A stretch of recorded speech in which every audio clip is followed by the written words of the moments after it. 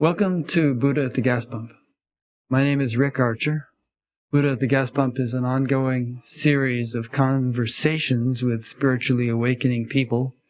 I've done about 620 of them now, and if this is new to you and you'd like to check out previous ones, please go to batgap.com, BATGAP, and look under the past interviews menu where you'll see them all arranged in several different ways. This program is made possible through the support of appreciative listeners and viewers. So if you appreciate it and would like to help support it, there's a PayPal button on every page of the website, and there's also a page about alternatives to PayPal. My guest today is Babaji Bob Kindler. Welcome, Babaji. Thank you very much, Rick. It's great to be here. You're doing such wonderful work. I've seen your name popping up. I think it's been in our database system or something for a number of years, and I think, oh, Babaji Bob Kindler, don't know anything about him. And then somehow or other, at one point recently, we really focused in, what's this guy all about? And, oh, he looks kind of interesting. And then I just spent the last week listening to many hours of your talks, and I kind of feel like we could probably have a series of 2-hour conversations for the next couple of months and not run out of fresh material to talk about. So, No doubt. Let me read your bio here, but you're a huge wealth of wisdom, having devoted your life to what you have devoted it to, which we'll discuss in a minute. But I thought before we get any further, why don't you do one of those little Vedic chants that people often do at the beginnings of satsangs? Certainly. Om Adi Isa Samyoga Nimitta Hetu Parastrikala Dakala Pidrastaha Tam Vishwarupam Bhavabhutamidjam Devam Swachitastam Uptasya Purvam Om Shantihi Shantihi Shantihi. Meditate upon the Lord as thine own self, seated in your heart, who appears to you as the universe, and who is the ultimate source of all living beings. Perceive that one as the only witness to the changing phenomena of this universe, and as the partless divine entity which transcends the 3 phases of time, past, present, and future. Om, peace, peace, peace. May peace be unto us, may peace be unto all. Om Hari Om Hari Om Hari Om Tat Sat. Thank you. So let me read your bio. Babaji Bob Kindler is the spiritual director of the Sarada Ramakrishna Vivekananda SRV associations, has been since 1993, with teaching centers on the Big Island of Hawaii and Portland, Oregon. Babaji teaches Vedanta, Yoga, Sankhya, and other philosophical systems of truth, with an emphasis on learning to live a divine life and the attainment of direct spiritual experience. He holds a twin spiritual heritage via initiation into the Ramakrishna lineage, Vedanta, and Kagyu Tibetan Buddhism.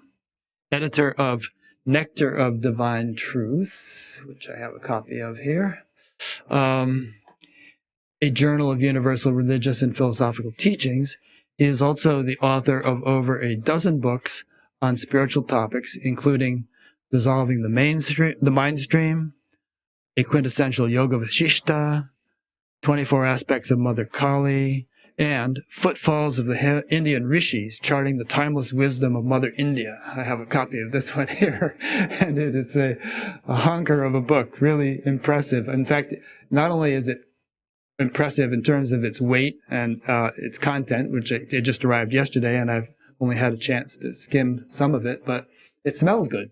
I think you must store these in the same place where you store incense. That's heavy, man. That's a heavy book. Anyway, well, let me just finish up. So Babaji's spiritual discourses can be found on YouTube, live stream, and on the official SRV Association's website, srv.org, and I'll be linking to those on his Batgap page.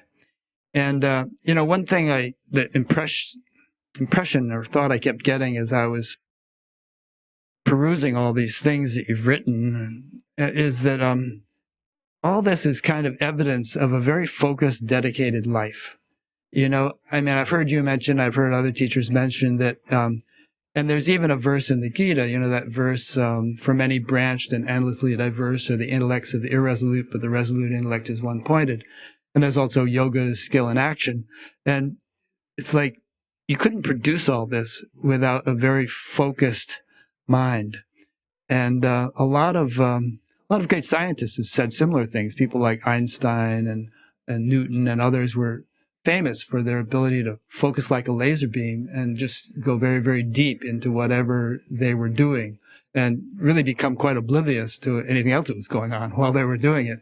And it has its, it produces the kinds of results that we're seeing in your life. Any thoughts on that? I think concentration is the art of everything. I think through that you can get to samadhi, you can get to transcendental awareness, non-duality. Without it, it's just not possible, except maybe in starts and spurts. It's also true with aparavid, or lower secular knowledge. If you can concentrate, you'll be successful, and if not, it's going to be very difficult to have ongoing success. Yeah, and I've seen, not only, look at our culture these days with everybody staring at their phone, and the phone is dinging every minute or two with something that distracts the attention. And there have been studies on what this does to productivity.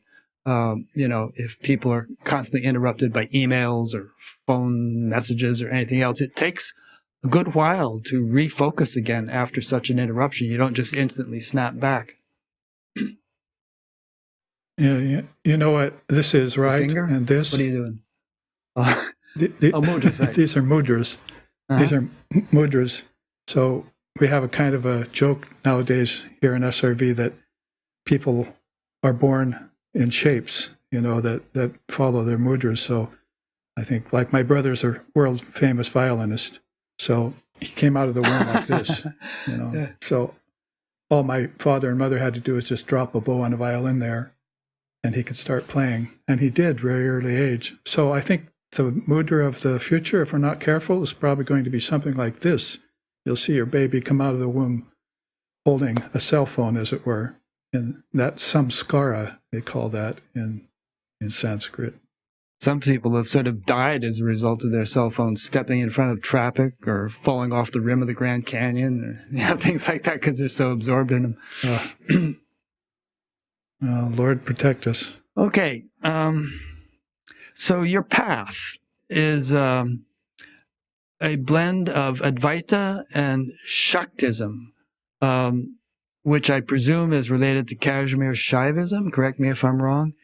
And obviously very much related to Sri Ramakrishna. And you describe this as making it universal and inclusive of all religions. So please elaborate on all of that a little bit. First, to say that Shaktism, I think Divine Mother she transcends and interpenetrates all boundaries. You'll find her in Buddhism, like you just said, that I had a Tibetan Buddhist initiation with Karmapa back here on Maui, in this island just a few hundred miles off to my right, away from the Big Island. And so when I got that, I got the mantras to Tara, white Tara and green Tara, when I was initiated. So that's both Divine Mother forms. So I'd say Shaktism, of course, in Vedanta, you'll find her as Brahman and Shakti, and in Tantra, you'll find her as Shiva and Shakti. And so it's not just Kashmiri Shaivism that although I have made a study of that, where she is. I like the blend of non-dualism and mother worship is called Shakta Advaitavada. It's a path, it's an actual path in India that we discovered when we were there. And so it's a beautiful blend of non-duality and mother wisdom. Now, I imagine some are devoted exclusively to non-duality, and there are certain scriptures, such as the Mandukya Upanishad and maybe the Ashtavakra Gita, which seem to just lean heavily on the notion that really nothing ever happened. And there's very little concession with the relative creation, right? But please elaborate. But as I understand it, Shaktism would give greater credence or respect to the creation itself. Whereas, again, some teachers would say, why are you doing that? It's all Maya. Just, don't even step in that direction. I think, and I have a certain problem with that personally, but maybe you do too, which is why you embrace Shaktism as well as Advaita. Would it be fair to say? Yeah, I think it makes just 100% sense to be dedicated to the formless and form both. I think Shakti is an all-pervasive verity. And, if you know anything about Sri Ramakrishna Paramahamsa, you know that his Ishtam was Mother Kali, and that's a very profound, almost formless aspect of the Divine Mother. But for instance, you just said, you're talking about concentration, how important it is. So I think if one focuses on Brahman alone, as the Upanishads ask us to do, then that's not just a mere transcendentalism you're talking about, where you go somewhere profound and never come back, as these great souls have come back.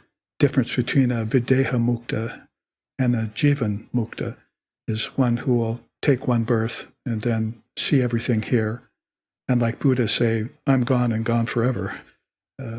Paragatam found the supreme goal, showed it, and left. So now he's got emanations coming back, but maybe he isn't. Maybe Christ will not come back either after his rough treatment here, after 2,000 years. But whatever the case may be, if you concentrate upon Brahman and Shakti as the two who are one, we like to say, then of course you'll get the fruits, as you were just saying, of that. And that means that you don't just have a kind of sterile non-duality that you're following that maybe discludes worship or puja or forms or deities, but like with Tibetan Buddhism, they have both. They have the Mahamudra, which is the non-dual teaching there, and they also have the worship of the deities.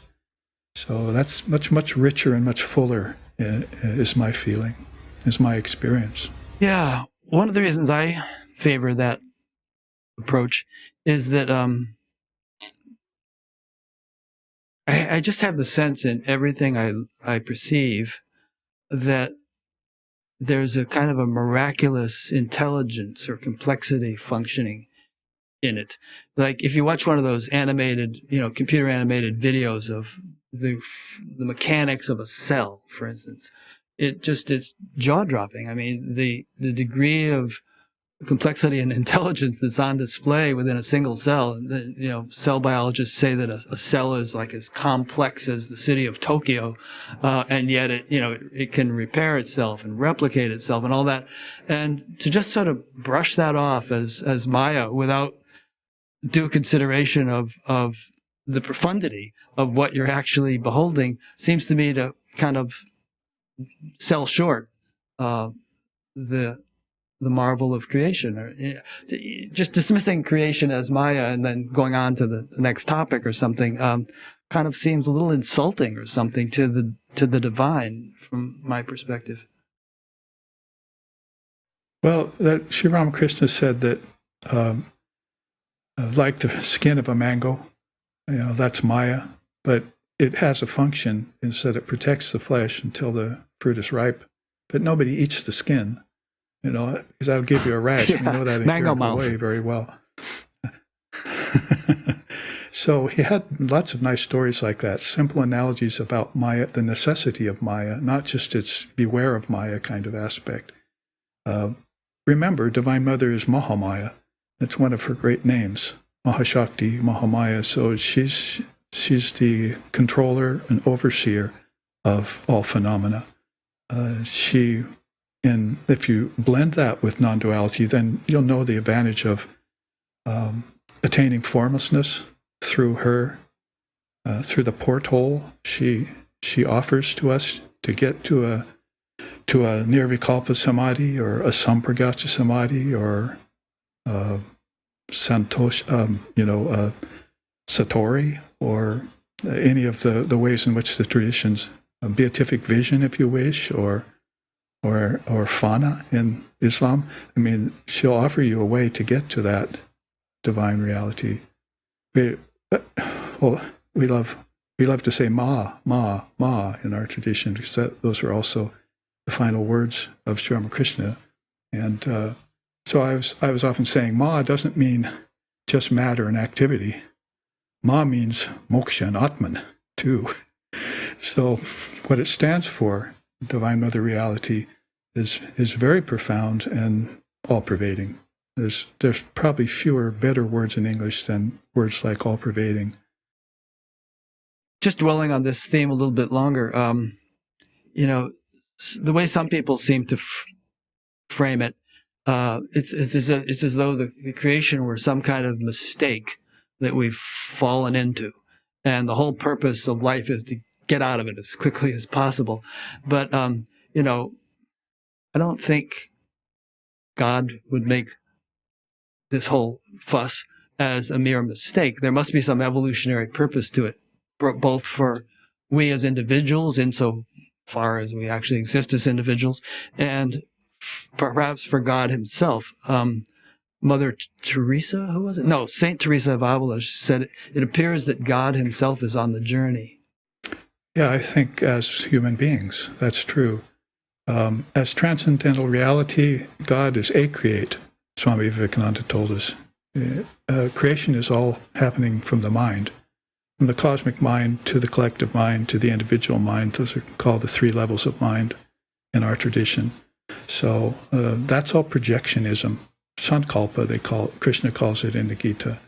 So it's a very high kind of sankalpa when it's in the hands of the Trinity, like Brahma, Vishnu, Shiva, but it becomes dumbed down, as it were, when it reaches the realms of the gods, the asuras, the ancestors particularly, which we're on a wheel with right now, called samsara, and then down to the human mind.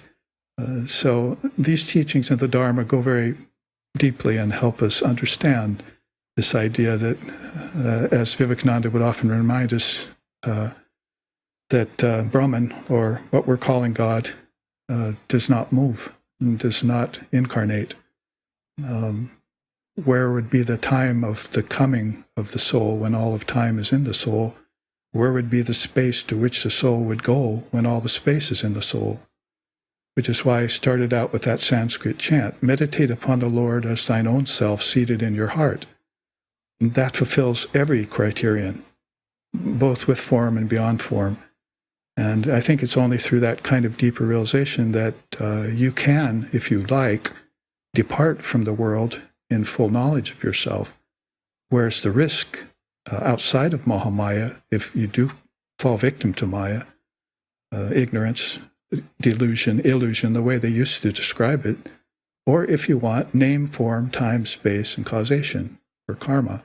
Those five things are the definition of Maya by Swami Vivekananda. So if you fall victim to those, then you've got a problem with suffering and so forth. Otherwise, you can be in sport here. You can take on a body and easily give it up like a child outgrows a set of clothes, Krishna says. Several thoughts on that. I mean, pretty much everyone falls victim to it, right? I mean, if they're alive, if they're born, there's very, very, one in a billion perhaps who don't fall victim to it, at least initially. And then the name of the game is to work your way out of it once you're in it. Yeah. Yeah, wake up from the dream. It's all a projection of the mind. And I think most souls, even if they're not obviously fully realized, can wake themselves up if they want to out of the nightmare. Sometimes it takes suffering to do that, but not always. Sometimes it can be done by studying the Dharma, which is what we're trying to get people interested in, and being in charge of your own spiritual life. Like the subtitle of your show there, you're giving interviews with people who are in the process of awakening. Well, I don't think Buddha would probably agree with that, because he says, he was asked once, there are two kinds of beings you taught, the sleeping and the awakened, or the ignorant and the enlightened. But isn't there a third kind of being, those who are in the process of awakening? And he said, no, no, Ananda. those who are in the process of awakening are already awakened. Now that's an Advaitic statement, and that needs to be pondered, and that needs to be realized, because it's all this. Otherwise, you're keeping yourself in this dream, and you can awaken at any time you wish under your own auspice. Yeah, there's a couple of ways I might, to my understanding, what Buddha said means. I mean, I used to have a teacher who used to refer to us as the already enlightened, people or something. We would scratch our heads like, because we realized, at least most of us, that we did have a long way to go, perhaps. But perhaps the way we could understand Buddha's statement, and well, that's how Vivekananda wrote that poem, Angels Unaware. So he came here and saw the Christian people, and their longing for heaven, and their idea of salvation, and their idea of a savior, and so forth. And he was an Advaitist, so he could understand it, but it wasn't his perspective. So he would put that in a song or in a poem, Angels Unaware. And so he used to say that to us. Don't you know that you're just God walking around on two legs? The sooner you realize that, it'll be the better for your culture. And so do you think Buddha's statement is that, the people who were sitting in front of him, even though they might, not quite be as obviously as clear as he was, were, kind of as good as done, considering the whole span of evolution that one can undergo. So he was being a little bit flattering and optimistic based upon, their ardor as spiritual aspirants.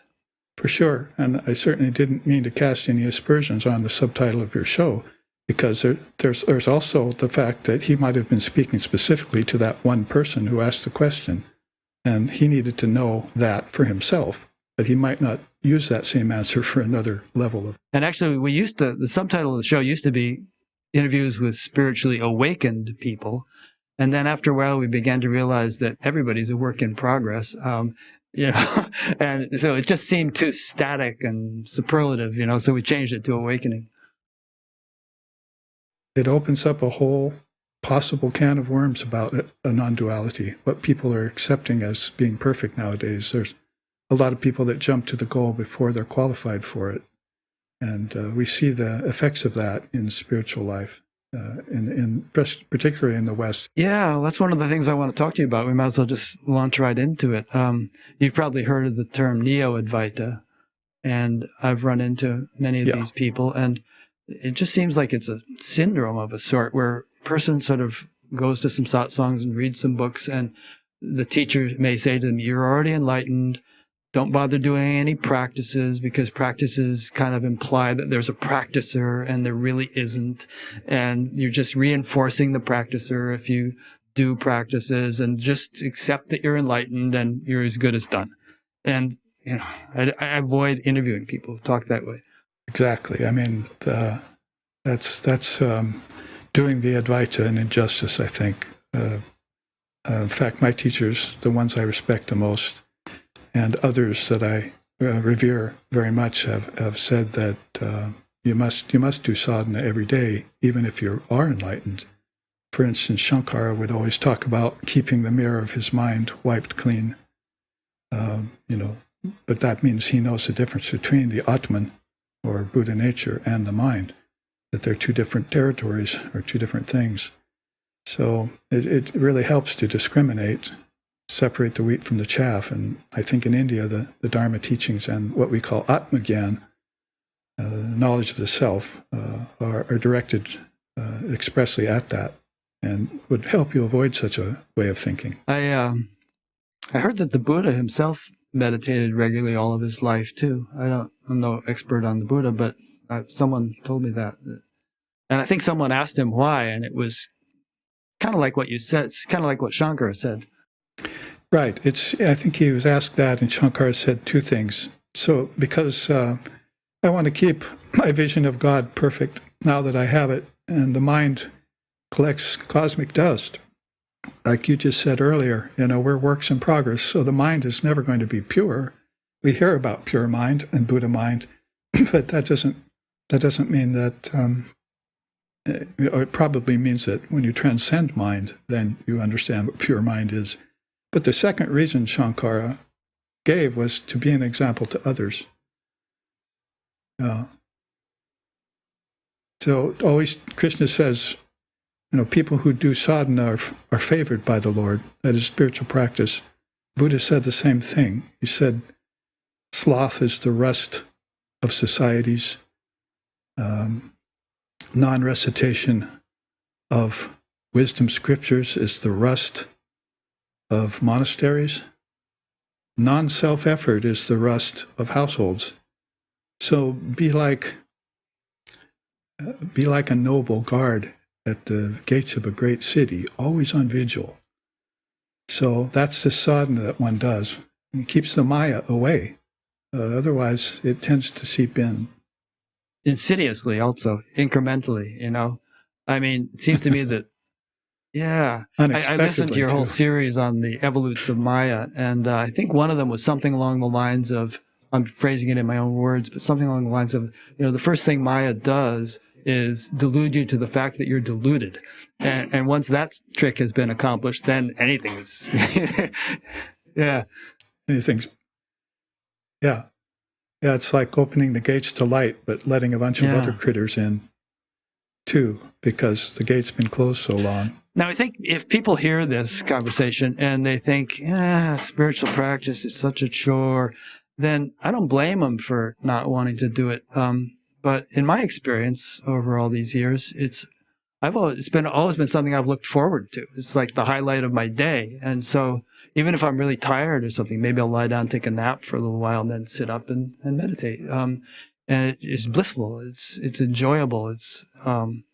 It doesn't take discipline. And believe me, I was not a disciplined person when I learned to meditate. I dropped out of a couple of high schools and gotten arrested a couple of times and just was kind of a mess. But boy, as soon as I really learned to meditate, it was taken like a duck to water. Yes, spiritual life, that could only mean that you have some samskaras in a past births, for practice, because it doesn't come to people easily. And I wouldn't say I would blame them for not going towards it, but it is really the answer to all problems in relativity, is to take these teachings that have been forgotten and refresh them in your mind. And our founder, Lex Hixon, of SRV Associations, and I used to agree on that explicitly, that Dharma is really the answer to all problems in relativity. And that will lead you towards even beyond solutions, because problems with solutions also go on a lot in relativity. But you want to get beyond the iron chain and the gold chain, Vivekananda says, and slough them both off. Yeah. And that Gita verse, no effort is lost and no obstacle exists. Even a little of this Dharma removes great fear. So that should be an encouragement to everyone. No effort is lost. If you do even a little of this practice, or whatever practice is effective for you, a little can go a long way, and a lot can go a real long way. It destroys the great fear, he says in that sloka. That's people's fear of death, and according to Patanjali, fear of death is the fifth and lowest hell you can fall into. That's how far we've come away from knowledge of our eternal self, is that we believe in death. That's the reason I often interview people who've had near-death experiences, because people can go into a near-death experience being a total atheist and figuring that this body is all that I am, and then they come out of the experience completely with a completely new perspective, in a way actually looking forward to dying again without being morbid about it, just because they realize, whoa, there's so much more, and you don't die. Yeah, I think it's a win-win. You can look at it that way, but maybe a little bit of splash of cold water in your face, because Krishna says right near that same sloka you just cited that what is sweet in the beginning turns sour in the end, and what is sour in the beginning will turn sweet in the end. Sour is practice, and it was the same in your work life. It was hard to go to school, hard to attain degrees. It was sour. And turn sweet later. So there's no reason why spirituality should be the same. You should put that kind of effort into it and wait, and then receive the benefits of it. And if it is sour at first, I mean, if it feels like, I really don't want to be sitting here. mean, I never had that problem because I really enjoyed it from the start. But I imagine when you sit to meditate now, it's not a chore. It's not sour. It's just like, oh, I get to have this lovely bath in bliss for a while now. Well, I'm beginning to take on, because before we started this interview, you and I both admitted to each other that we're over 70. So it's starting to take on the ambiance of my teacher now when I saw him live to 90.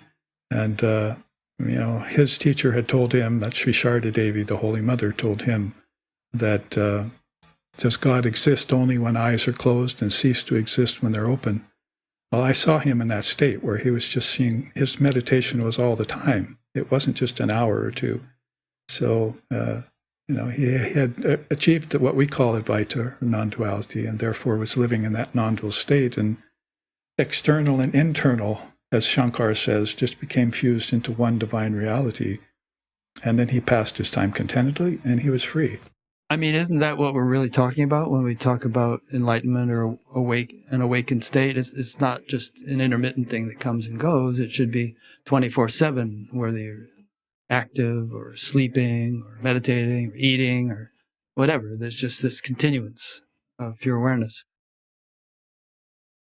Yes, and I think that's what Patanjali, because with my students, we've been taking retreats on the eight-limbed yoga and looking into the different kinds of samadhi. This Patanjali, just like Kapila came along and gave us the 24 cosmic principles at an early time, and every system has used that. Even non-Indian systems have used the 24 tattvas as a basis for their philosophy.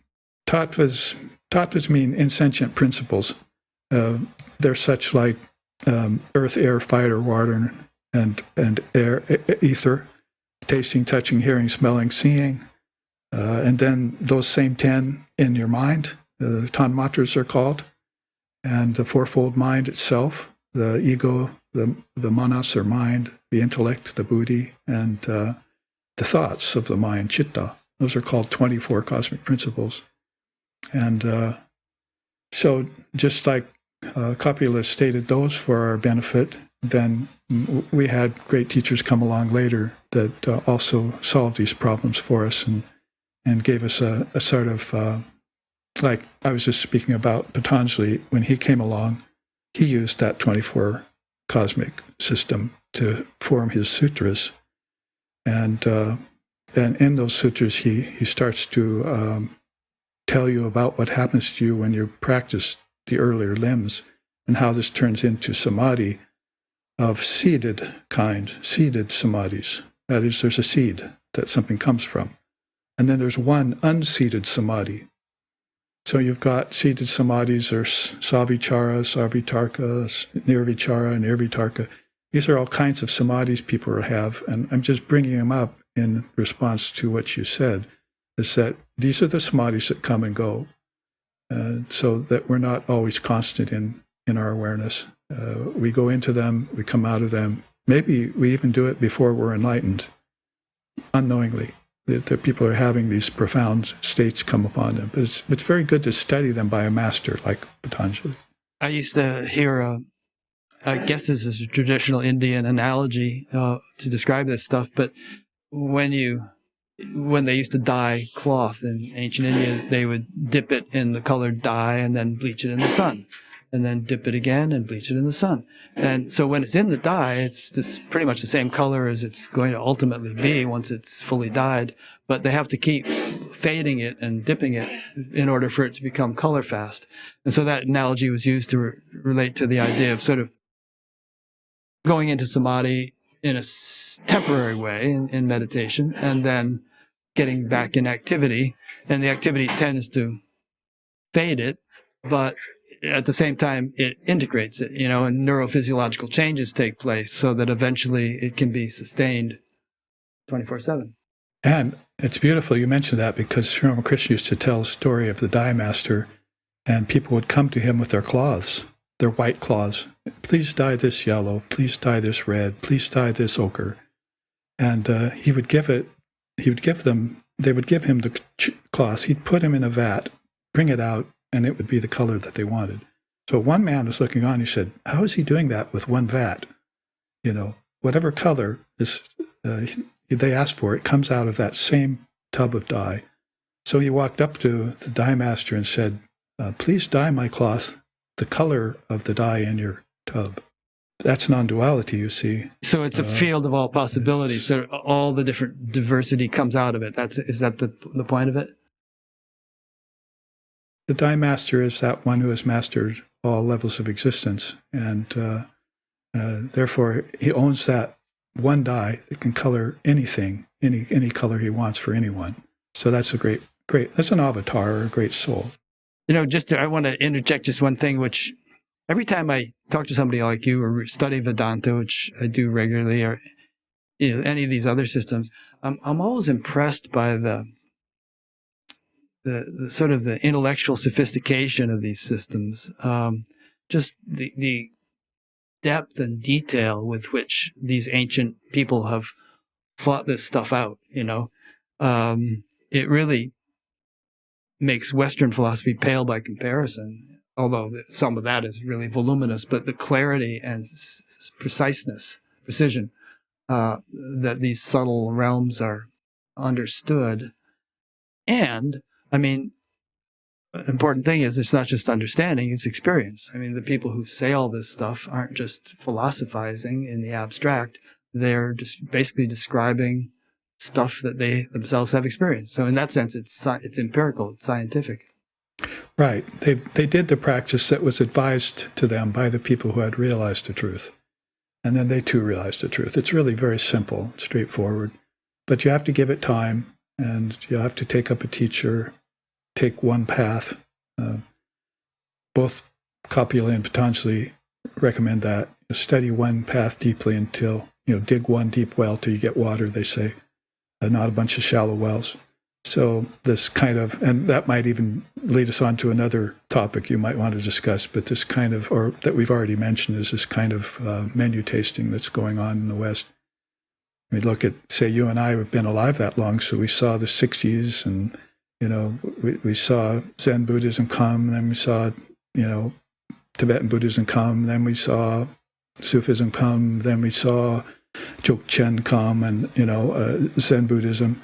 So we've seen America's love affair with each of these, like decade by decade, and it's left some sort of positive effect on some people. But it's a straw and fire problem that Vivekananda mentioned when he saw the Westerners. You see, they flare up when they hear of a system like this, but then they burn out too quickly. So perseverance, persistence in the path, working yourself to the goal, like Lord Buddha advised, is and not taking any wooden nickels, not jumping to the chase like, oh, I heard the truth, now I've realized it and I'm enlightened, I'm there, but you haven't even really taken the first step. I can say that at the same time, not depressing people by saying that all of those steps are within you and you've taken them before. And yes, we've come to earth, you've taken on a body, you've gotten an embodiment, you're attracted to matter, you may be practical and working out your karmas. All these things are happening and are possible for people. But at the same time, there's always these risks too that are falling onto the wheel of samsara, and they say into the ocean of samsara, so that you've got these many bursts of suffering that we don't see that often. People in the West, we don't see that kind of suffering very often. And India saw that a lot over millennia, and is going through it even now and coming out of it. So all those things, I think, are worthy of note when you talk about enlightenment, practice, and ignorance. Yeah, there are a number of points in there which we can go into more deeply. Finding a teacher, finding a practice, sticking with it, not skipping around, and this notion of suffering. Okay, so all those points. But then the last one you mentioned, I want to discuss them all, but the last one about suffering. And some people say, the reason that in these ancient cultures where the Buddha lived and others had so much emphasis on getting off the wheel is that life could be really tough. You could die of a toothache in those days, because they didn't have modern dentistry. And And if one is more comfortable in life, maybe there won't be such a burning desire to attain the kind of liberation in which you no longer would incarnate. I have a follow-up to that, but let me have you respond to that. Well, I think that the reincarnation theory, if you want to call it that, I call it a relative truth, actually. It's not an ultimate truth because the soul never goes anywhere. It just dreams itself to different places, is the short of it. The long of it would then get you more into the karma that's accumulated by people that's bringing them back. And it's rather uncontestable, I think. Basically, people are coming back here in different conditions of mind with different talents or lack thereof, different qualities or lack thereof. There are people with evil propensities, and there are people with good propensities, and then there are people with transcendent propensities. So in this admixture of souls here, which we call the physical world, it would behoove, I was going to put it in a more negative way, but it would behoove everyone to accept, finally, the doctrine of reincarnation, which the Far East particularly has been in knowledge of for so long. In India, they just take it for granted now. I mean, it's not something that you would argue about or contest. It's just that makes sense out of all of what's happening to me or to others, even to nations. There's karma at a collective level. And so I would say that's a missing piece right now, philosophically and cosmologically.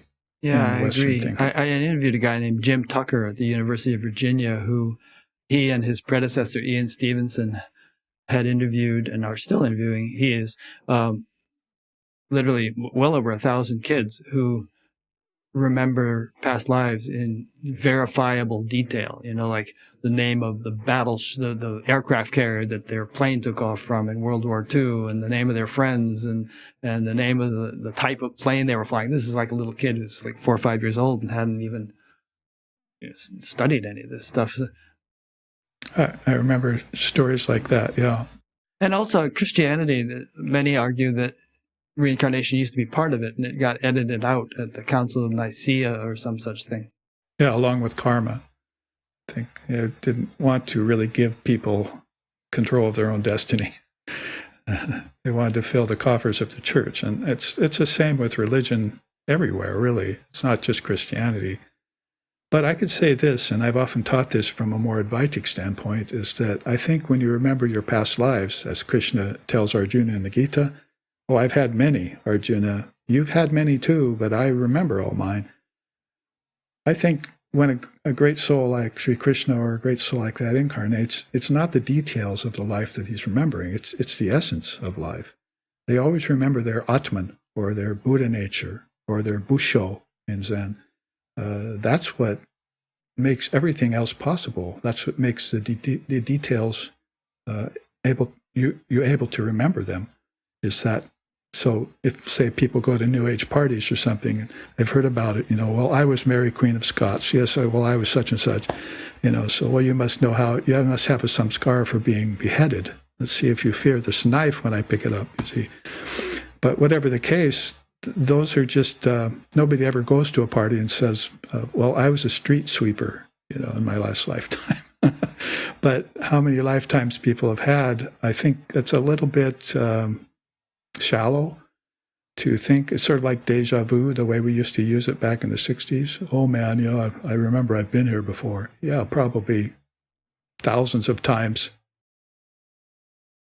Well, it's a kind of an awakening, but it goes a lot deeper than that if you study the Dharma.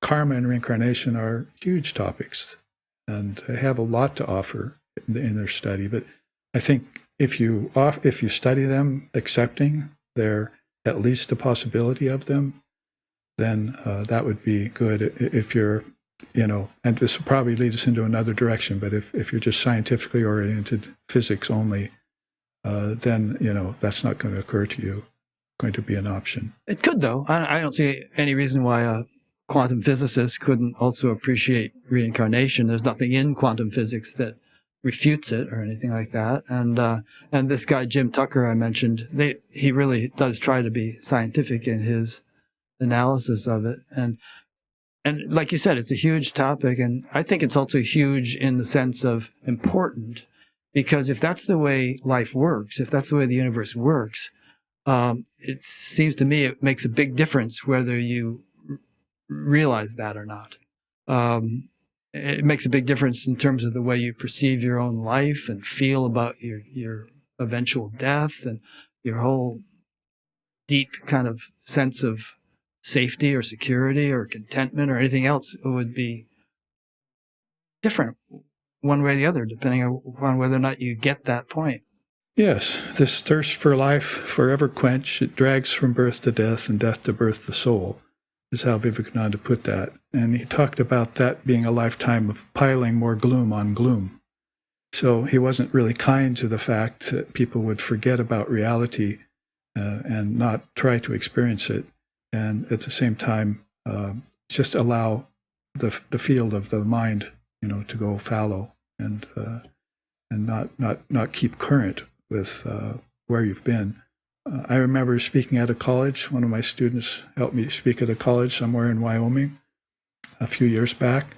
And I remember walking into the classroom and telling people, why are you still here? You've been going to school for lifetimes. You know everything here. And the teachers would start sweating, and kind of, get the cane, get this guy off in front of my class, because they won't come and try and get graduate degrees and pay money anymore. So some revolutionary talk like that is really, though, more towards the truth of relativity of rebirth, is that you're just regurgitating lifetime after lifetime all this stuff. And what comes along with this is a lot of karmic baggage. Someone asked Vivekananda once, what do I do with all these negativities in my mind? He said, go search for them, gather them together, bundle them up, and throw them in a river. And just live a positive life. And you'd be surprised how few people can manage that. They brood. And that brooding is one of the most difficult things to get out of. It's akin to depression.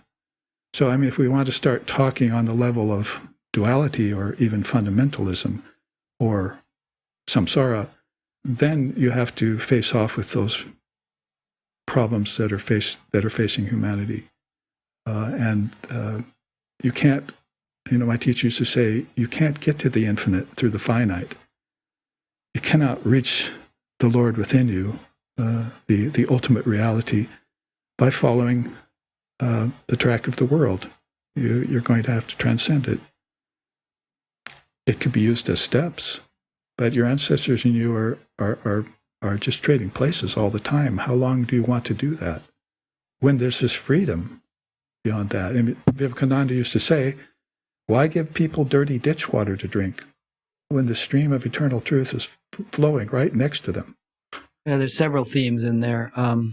I see you're good at pulling out lots of little things from what's being said. I can see you've had a lot of... It's tricky because there's usually 3 or 4 of them, and it's like, which one should we go? And then let's try to get them all. But no, we go off on that track there. May not remember the other ones, but there's a number of good ones in that. I was in a Vedanta class a couple weeks ago, and the teacher I think he was quoting Vivekananda as being fond of the word Shanai, which means slowly, slowly. And what he didn't mean take all the time in the world, about your spiritual development. He meant, don't bust a gut trying to storm the gates overnight. There's going to be a maturation process, and it's not going to happen overnight. You have to dedicate yourself, like it says in the Yoga Sutras, to long practice in order to really get what you're after. And I don't know, go ahead. And at another time, he would say, if you follow this tradition with the teacher and exert yourself, you can become a yogi in 6 months. So he wasn't at all, he was also speaking to people who are more qualified. So it's really important, I think, if a person is totally unqualified and they say, well, I'm already enlightened, you just have to kind of smile and say, well, let's agree to disagree. But, if you're talking to a qualified person, then they are storming the gates. Yeah. And you can show them that stream of truth flowing next to them. The reason I laughed when you said that is that I once went on a 6-month course with Maharishi Mahesh Yogi. We're in the French Alps, and at the very beginning of the course, he said, "We have 6 months. I want to try to make yogis out of you." And I don't know how successful it was, but then there's the whole thing in Patanjali of, mild, medium, intense, vehemently intense, and yogis in terms of their sadhana, and correspondingly how quickly they realize. Yeah, the study of the Yoga Sutras, I've studied so many systems and quite deeply. I don't think there's a more complicated system than yoga. I mean, Tantra for sure, but that was never systematized. It's just too old and too wide. There's been no tantric single person that's ever systematized that like Patanjali attempted to do with the 8-limbed yoga about 140 years after Jesus. So that yoga is very complex and deserves a good long study with a yogi or yogini, to understand it. When you say complicated, you mean like sophisticated, like really nuanced and detailed? Yeah, I don't mean complicated in the negative sense necessarily, although some people might think so. But sloka or sutra by sutra, you go through it, and it just offers up so much all the time. I want to get back to that classroom in Wyoming. So, you said, like, why are you doing? What are you doing here? You've already learned all this, but two things. I mean, let's say they're studying astrophysics or something like that. Well, they haven't necessarily learned all that. And if there's a value in learning that, then there's a good reason for them to be being in school. I'll let you answer that one before I pose the next one. Well, I would say that any system of study is easily understandable and worthy of attempt. If you have that qualification, say non-duality first, if you put the 1 before the zeros, Sri Ramakrishna said, then the zeros add up to a lot. But most people are going about secular studies as if it's new, but there's nothing new under the sun. Even Christianity will tell us that. So there's some kind of altercations that need to be made to the modern mind in order for secular studies to produce something worthwhile, rather than just money, objects, pleasure, degrees, fame, debate, and so forth. If you really want to get to the point of true understanding, or what you mentioned earlier about intelligence with a capital I, well, that's the first compound of consciousness you're talking about. Intelligence is the first thing out the gate from the word. And if you have that, if you can keep it as you take on a physical body, then, of course, all those things are known to you. Any kind of physics is already known to you. That is, the essence of physics is known to you. Maybe not the little details that you're trying to dig into to get the grade, but the essence of how the physical universe works is known to you. That's my answer. Yeah, so you could call pure consciousness or something, you could call it the home of all knowledge, perhaps. And if you can get established there, then it's like there's an old analogy of capturing the fort. Let's say there's this territory, and there's different interesting things in the territory. There's a diamond mine here and a gold mine there, and so on. You can go chasing after and trying to explore those mines, but it's not your territory. You don't own it. It would be better to capture the fort first that commands the whole territory. Then having done that, then you can explore at your leisure. So relating that to gaining knowledge in various relative fields, if you could sort of make self-realization your first priority, then it gives you a center from which to explore in a wholly different way. And it integrates and unites all those disparate fields of knowledge. Right. And you're talking about Patanjali's yoga, the first yamas and niyamas. He talks about aparigraha and so forth, which is the gathering of things to yourself, the making of money.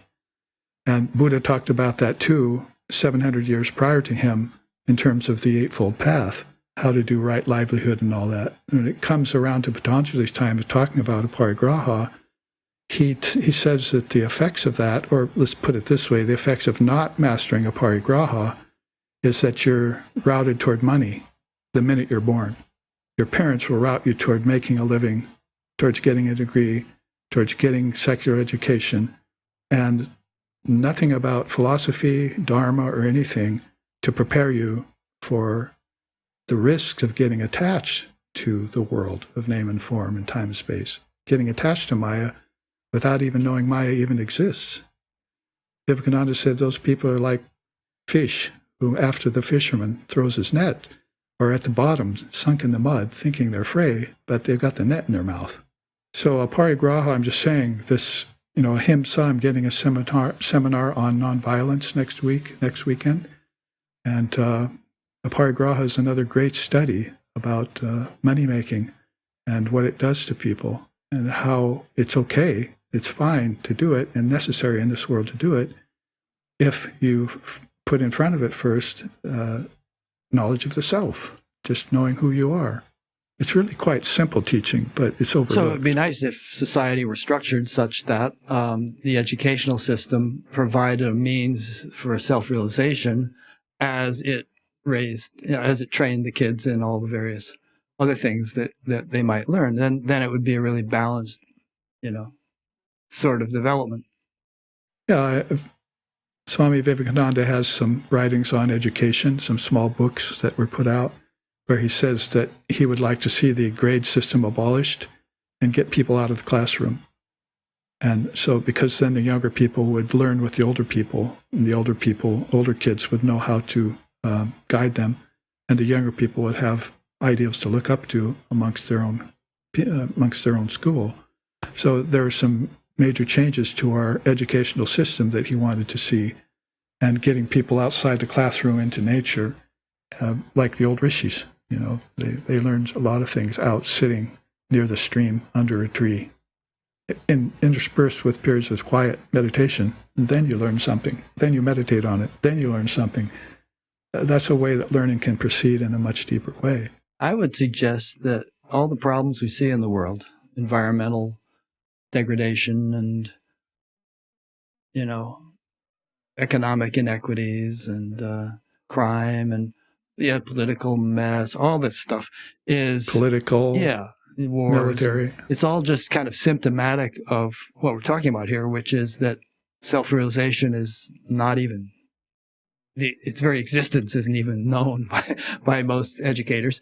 And it's just not part of the curriculum anyplace. And if it were universally throughout the world, I think that most of these problems would just sort of collapse, or we'd find solutions, even if it meant building better solar panels or whatever. We'd have the creativity to do it, and we would have the political will to implement it without all sorts of ulterior financial, motives and, but some oil company bribing us not to vote for it and, all that kind of stuff. It would all just kind of sort itself out.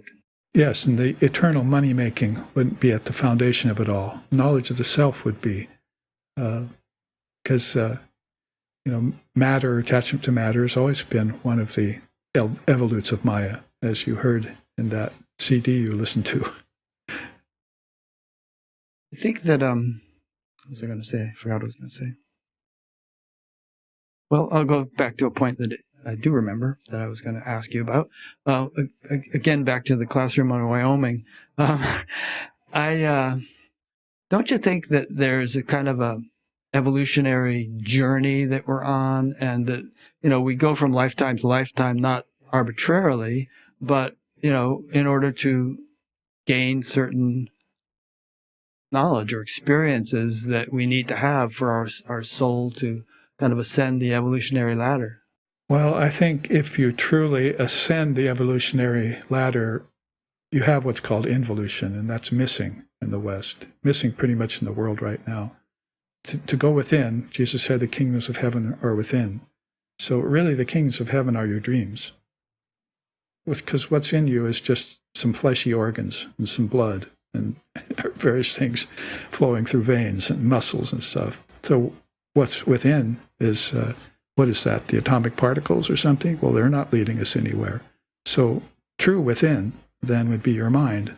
And kings of heaven are where you're dreaming in your mind. And so you go to them every night. So with this philosophical basis of things, then you would have to say that people are just conducting themselves about their minds all the time, and they're not getting beyond that. Their thoughts lead them, their limited wills lead them, and they don't have any higher guide or any stronger realization than what's just inside the dual mind. Manas, it's called. The dual mind. It's named that way on purpose because you're going to have to try and make it non-dual if you want to understand truth or reality. And that's quite a large step, really. If we consider the five koshas model, don't you think that Jesus was not referring just to the mind when he said the kingdom of heaven was within, but the various levels which are more fundamental than mind and ultimately to the Atman?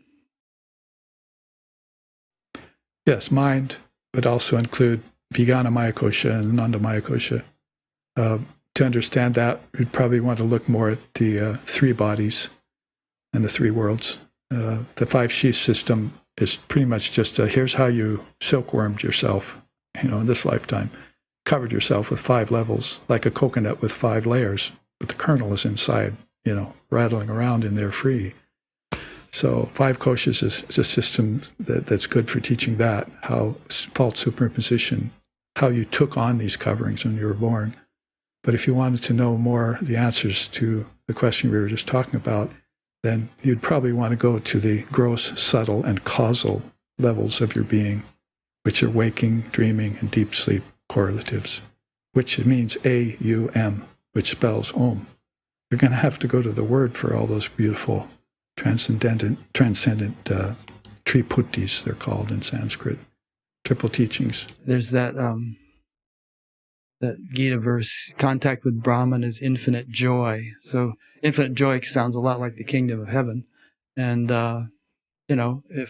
if Brahman is, at least initially, contacted by withdrawing the senses from their objects, as it says in the Gita, kind of like the tortoise withdrawing its legs into its shell, then to me, kingdom of heaven within is this sort of 180-degree turn in which one sort of gets down to one's essential nature and finds it to be quite heavenly. Yes, it depends on what you mean when you say kingdom of heaven. Of course, Jesus was talking to a fallen Judaism, talking to the Pharisees and Sadducees. He was there in the midst of the Romans. His students were tax collectors and fishermen. When you have that kind of situation around you, then you're going to have to specify a little deeper what kingdom of heaven really means. I think if he's talking about Almighty Father, which doesn't get the attention that Brahman gets in Hinduism, but if you talk about the Almighty Father, then you're talking about something beyond heaven, beyond lands, beyond realms.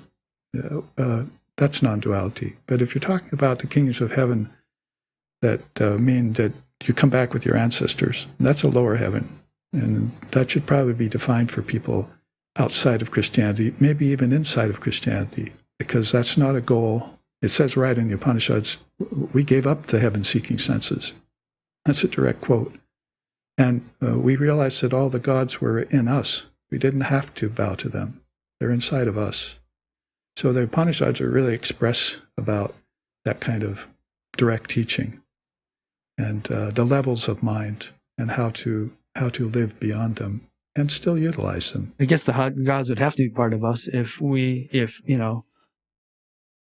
Aham Brahmasmi, if I am that and all and that alone is, then if there are gods, they've kind of got to be within me. Yes, when you realize Brahman, you'll realize that very auspicious day, he says, the singer, then you'll realize that all the gods and goddesses exist within you. That's even in their songs. So this has been in the minds of the rishis and the Indian race for millennia. And it'll come back in cycles, too. When cycles come back, that knowledge will come back with them. One way I have... Oh, I'm sorry, go ahead. That's called Sanatana Dharma, eternal Dharma. It's not something that's going to pass out of existence. Actually, nothing's going to pass out of existence. It's just going to appear and disappear inside of seeds. Time is a seed. Space is a seed. Karma is a seed. the human body comes from a seed. Everything is seeds. But, so the teaching of external nature, prakriti, we don't have internal nature in the West. We just have external nature. So we don't know how to trace air, earth, fire, water, and ether to air, earth, fire, water, and ether in our mind, where they came from. Prakriti can't operate by itself. It has to have a source to come from. And these are those 24 cosmic principles I mentioned. The name for them in Sanskrit is Adi Daiva Vidya. This is the Adi, original, Daiva, divine, Vidya, knowledge. This is the original divine knowledge by which the soul involutes back to its source. Patanjali says it in the very last sutra of his Yoga Sutras. She takes the transmigrating soul and returns it to its origin. As she does so, she strips name and form away so that it can realize its formless essence. Last sutra of the Yoga Sutras, if you were to study all the way to the end. So this is a Shakti, back to full circle to where we're coming from. This is her doing. This is what she wants, to take the transmigrating soul and return it to its origin again. But she'll have to strip nature away. In order for nature to be stripped away, the soul's going to have to know that it's not just external nature, 5 elements in the body, but it's internal nature too. That's called unmanifested prakriti. And we don't know anything about that. Vivekananda came here and said, you don't know anything about prana. Then the next thing he says, oh, I see you don't know anything about tanmatras. So he started going through the cosmic principles and saying, this is why, your senses are seeking lower heaven with your ancestors, is you don't know that you can get beyond that you have come from a much purer and more divine space, if you've come at all. He wasn't very kind to coming and going. He says all coming and going is nonsense. You just are that essence. That's it. And that's the Advaita. Of course, you're going to say next, and a lot of people will, says, oh, how do we work ourselves up to that through these processes in relativity? But we're saying you cannot get to the infinite through the finite. You're going to have to put the infinite first and then realize that the finite is transitory. Isn't that what they're always saying? From Krishna to Buddha to Ramakrishna, they're all saying that. And I imagine that a lot of these teachers have tried to, in traditional Hinduism, as I understand it, there's a whole faction of people who aspire to heaven. The karma kanda, that's what they want to do, perform sacrifices and get to a high heaven and hang out there with the celestial apsaras or something and enjoy, But that only lasts so long, and then they have to come back. And so I think what people like Vivekananda were trying to say, I guess, is, there's more than that, and don't settle for that. Yeah, I think if people want that, like Holy Mother used to say, if they want money, give it to them. We can't talk them out of it. They come to me and they ask. They know I'm the wife of Sri Ramakrishna, so they ask for things. But no one ever asks for pure devotion or for pure love of God. Where's their devotion go to? They're just asking me for things. And gurus are like that. People will go to gurus, acharyas, gurus, teachers. They will have people come to them for various reasons. The teacher thinks maybe in naivety that they're coming there for enlightenment. Most of them aren't. They're coming there to get a wife or a husband. They're coming there to get money. They're coming there to get some solution to their misery or suffering. That's really what's happening. So you're talking about different levels of consciousness and people who are operating at them. So you have to kind of become, a good scrutinizer of where people are coming from. And it doesn't mean you can't give them what they want, but you're always wanting something beyond that for them, because they're just coming back again next year, and that relationship didn't work, that money went away, and you see this happening in cycles. Let's just get that all over with and just know yourself, and then everything will come to you. All the gods are in you means that. They're not some deities hanging out in your body somewhere, or some, psychic disturbance that's going on, or some channeling or something. This is that your very consciousness is made up of these powers. The gods are just powers. yoga powers. Yeah, I think you could call them, maybe you could call them impulses of intelligence. And really, we are an infinite field of intelligence. We're not just located, which is not just isolated into this body. And that field contains impulses. And, I mean, there's so many stories. Remember, there's a story in the Bible about a centurion soldier came to Jesus and he said, you know, who was it? My servant or my wife or somebody is having a big problem, and could you come to my house and solve it? And Jesus said, you know,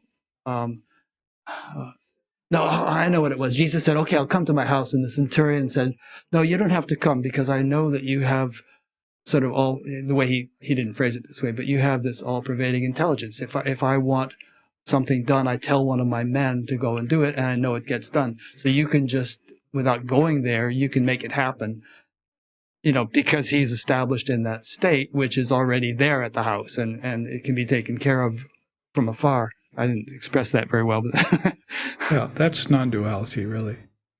Yeah, it's being everywhere at once. It's omniscience, omnipresence, omnipotence. The 3 ohms, I like to call that. yeah.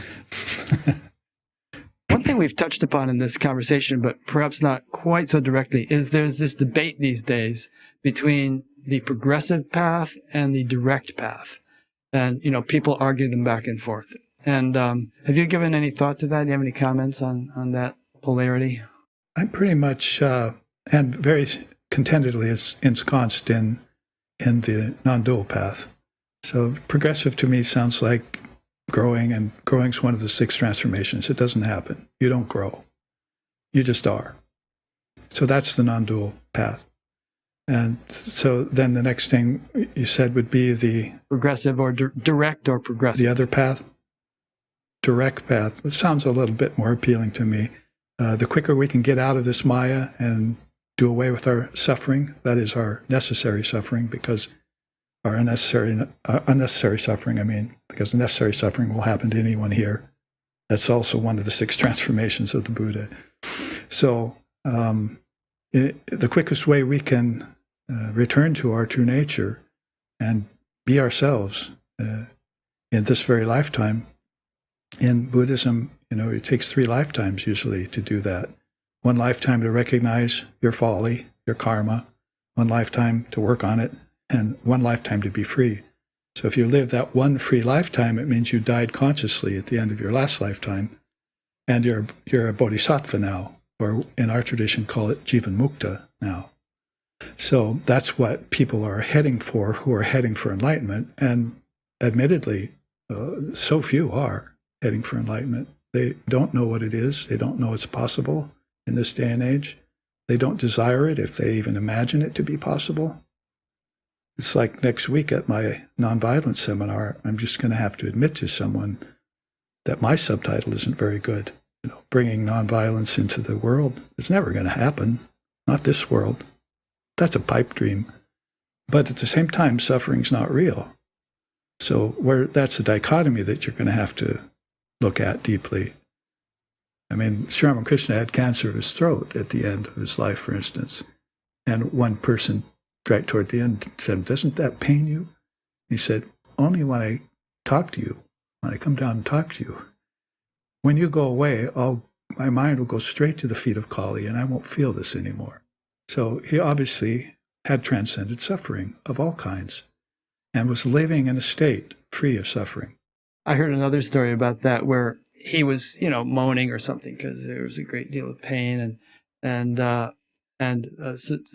of his disciples came to him and said, "But sir, I see that you were in bliss." And he said, "The rascal has found me out." Found out my secret. Yeah, that's a beautiful one. You have a little bit of the look of Ramakrishna about you, I must say. I don't know about that. Yeah. You flatter me. Okay. Oh, yeah. I've heard this story before, and I heard you allude to it in one of your talks. But it says in Patanjali someplace that in the vicinity of yoga, there is no violence or something like that. Like a saint in the forest could be sitting there, and maybe the animals don't kill each other within a certain radius, or people don't fight with each other, or something like that. So you just said, well, we're not going to get rid of violence in this world, but what if such people were to become relatively commonplace? What if we had them all over the place? Perhaps the whole world would become more peaceful due to the influence they radiate. Not only true, but very beautiful. But then you're talking probably about yugas. You have to get into the concept of time in Hindu Dharma. The Mahayuga is a 4-yuga thing. Satya, Dwapara, Treta, and Kali. We're supposed to be in the Kali Yuga right now, so we're not seeing a lot of those kinds of souls.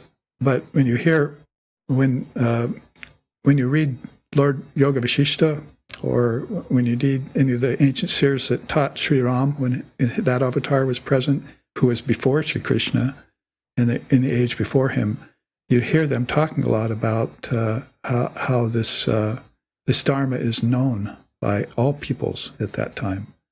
These truths are obvious facts to them. They haven't forgotten them. And, ignorance only obscures wisdom, Krishna says in the Gita, like smoke covers fire. It doesn't do away with wisdom. So this is the forgetfulness of ignorance, and it increases over the ages. And again, since we don't know manifested Prakriti and unmanifested Prakriti, we don't know that everything that apparently dies here goes into a seed form in a formless state, which isn't the ultimate formlessness, by the way, Krishna explains in the Gita, but was with the realm of prana and so forth. Everything returns to a seed like that, ready to be watered again and come forth in the next cycle. If you know, that's actually making a long story short, but if you know that kind of cyclic period of time, and you know that it's attended by evolution and involution both, then you become a knower of time, like Shiva. And then all these things make sense to you, like why people are so pig ignorant about the self in this day and age. They're thick as a brick. Yeah, that was a Jethro Tull album, I believe. That's right. There's a couple other possibilities. One is like Yogananda's master, Sri Yukteswar, had a different take on the yugas. He had a different mathematics kind of worked out.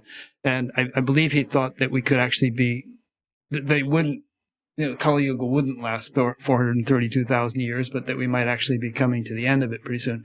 And I am not qualified to comment on that one way or the other. But aside from that, some people think that we might be on the verge of a kind of a blip, even if we're going to be into Kali Yuga for a while, that we might be into a blip where there will be a kind of a mini Sat Yuga, as there's a kind of a epidemic of spiritual awakening that sweeps the world, and who knows how long it would last. So I'm kind of hoping that'll happen, but again, it's just a hypothesis. No, I think you're talking about consciousness there rather than talking about nature and time. I think it's preposterous what that teacher said about changing the Kali Yuga. Sri Yukteswar? Yeah, and I know other people who have said the same thing who are very philosophically astute. But that aside, the idea of time being the 4 yugas being a layer cake rather than something linear is where they teach it in Advaita. So the Satya Yuga is existing at the same time the Kali Yuga is existing. This is what gives you non-dual understanding, is that Sri Ramakrishna can be standing there fully illumined in the Kali Yuga, and a person who came to see him can be living completely in the Kali Yuga, full of ignorance. So you're talking about more levels of consciousness and understanding than you are phases of time. Usually the way the yugas are interpreted is, what everybody is going through. And even in terms of what you just said, I mean, you could say that somebody like Sri Ramakrishna was in Sat Yuga from his perspective, but people around him were in one or another of the other yugas. So in other words, knowledge is in the eye of the beholder or something, Well, the two are going on simultaneously. One's a dream of billions of people who believe in evolution and who believe in growth and believe in transmigration. Maybe they don't even know what transmigration really means because they don't remember their last lifetimes. Okay, give them that.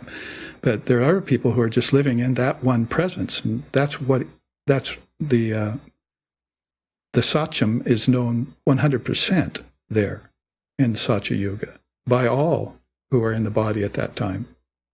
So it declines as time moves on for those souls who believe in such things as change.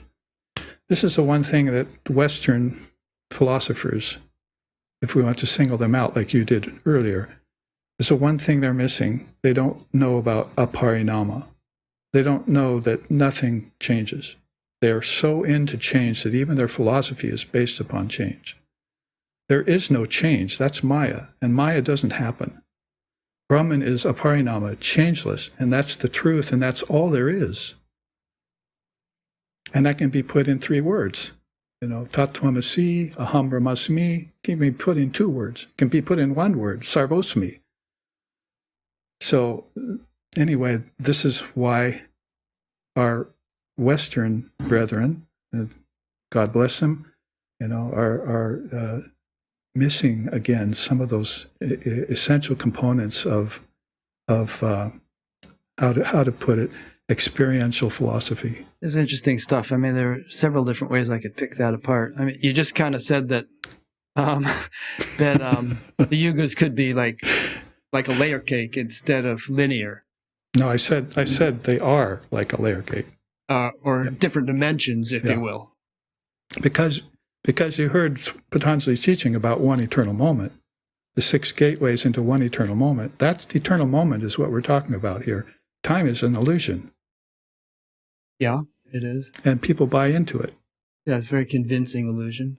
And Buddha had said to get out of it and sit on the banks, get out of the river of time, sit on the banks is one of his last teachings. Now, I keep thinking of multidimensionality now as you speak, because I think that one can be out of the river of time, out of the field of activity, clearly dwelling in the sense that I am not the doer and all that stuff, whereas others might see one looking at one's watch because you have to catch a plane, or acting and talking and doing things. But, that's just kind of the crust or the surface of one's life.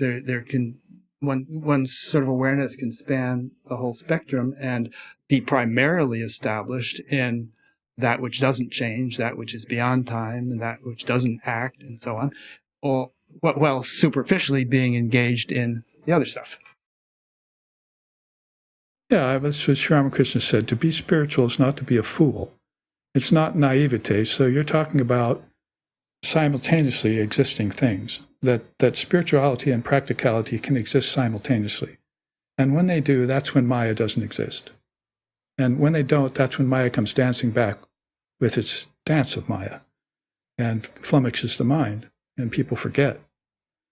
So Brahman and Maya, they interchange depending on the intelligence, higher intelligence and consciousness that a person can hold. One will go away when the other's present, and that'll come dancing back when that's present. That's called negligence of Brahman by Shankara in the Vivekachudamani. So that's very interesting, because it's to this one eternal moment thing. If you just learn to live in the one eternal moment, which I saw my teacher in, then that just puts to rest all these doubts and fears that you've been holding about, and all your misunderstandings, Bhranti Darshana, philosophical misunderstandings that Patanjali talks about. So you're saying that if one lives in the one eternal moment like your teacher did, are you saying that one can just sort of, one is no longer assaulted by Maya trying to come in and get you again? Exactly. And it's a truth, but it's also true that some of those souls can take on the karma of others. And so it's not like they're going to be dancing around in bliss and all happy and saying, ha ha, devil take the hindmost kind of thing. Yeah, they can get throat cancer. That's right. Or whatever. Yeah. Yeah, so I mean, there's a magazine out there, used to be at least, called What is Enlightenment? Yeah, I wrote once, I said, quit asking the question. It's already been stated in the Hindu scriptures what it is. Vedanta Siddhanta Nirukti Aresha Brahmaiva Jivaham Sakalam Jagad Cha. Time, space, living beings, and the world, all these are Brahman. Living in constant recognition of this fact is what's called enlightenment. So if you fall out of recognition of that fact that all this is Brahman, the Maya is there. If you remain in it, the Maya isn't. It's that simple. So you have to practice the presence of Brahman, as they say, not neglect it. That's where sadhana comes in the Kali Yuga. Now, would you agree or not that eventually, like taking your teacher as an example, he didn't have to sort of go throughout the day reminding himself that he was Brahman or any such thing. It just became his natural mode of living, his natural state or condition. And that, thinking I am Brahman is about as effective, really, as thinking about food, in terms of having it nourish you. No, it won't. You have to live it experientially, and the thought of food isn't the same as eating it. The thought of Brahman isn't the same as knowing yourself really experientially as that. If the thought gets deeper and more profound, and it's not surface, then of course that changes. Then you reach the first compound of consciousness is called intelligence. That's what Divine Mother is. It's pure intelligence to us. So we tend to hang out with her. She's who we keep on our mind, because Brahman sometimes is, beyond mind. So how can you think about Brahman and do your work at the same time? Brahman will definitely have to go to the background, but some souls have the ability for it to go to the background without forgetting it. Other souls, if they know it at all, it goes to the background and gets forgotten and doesn't come back. So these are some of the dynamics of constant concentration, like we were talking about. If you learn it and keep it, it's like what I was about to say about my seminar coming up. I'm going to have to convince people that ahimsa is an eternal truth, that nothing dies. You can't hurt anything. Read the Gita. Try and understand what Krishna is saying to Arjuna on the battlefield, because then you'll know more about just the moral law of nonviolence or the karmic law of nonviolence, because that's there, and also the philosophical law of nonviolence, but you'll know the eternal truth of nonviolence. And then you'll live in it. And you'll be the example here. Jesus made a beautiful statement about that. He said, I've not come to this world to bring peace. I've come to bring a sword. And with the sword, I'll separate father from son and mother from daughter. Now, the Christians are so big on family, don't mess with family kind of bumper stickers and stuff. But look what your Savior is telling you. If you're a God lover and your son's not, then you should separate from him. There shouldn't be any sentimentality about this. If you can't bring him to the Lord, let him go his own way. That's called Maya to us. But if we know the path, we have to follow it, and they have to follow us by example. That's what a guru is. It's a good guru. We can get into that one too if you want. Maybe later. Yeah, I'm reminded of an old Bengali saying, if no one comes on your call, then go ahead alone. I would say in modern terms, that doesn't mean you can't go home and have Thanksgiving dinner with your family or something, or that you have to just renounce your parents and never see them again. But obviously, you have to do your own thing, and not, like you were saying earlier, if your parents insist that you be a lawyer and you have higher aspirations, then you really have to follow your own calling, or you'll be miserable all your life anyway. I think